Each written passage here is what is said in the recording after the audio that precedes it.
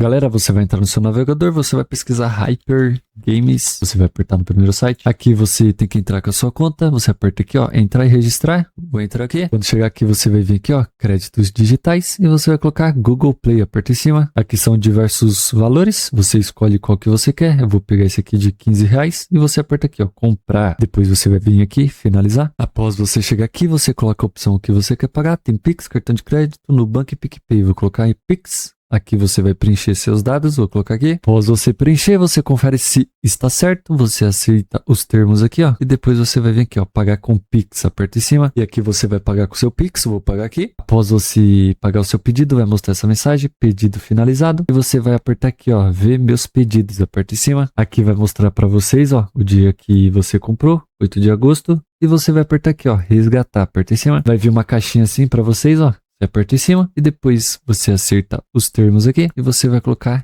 resgatar. Aqui vai mostrar o código, aí você copia esse código e você salva esse código para usar na sua Google Play Store. Fechou? Tamo junto, deixa o like, se inscreve aí e qualquer dúvida deixa no chat. Valeu!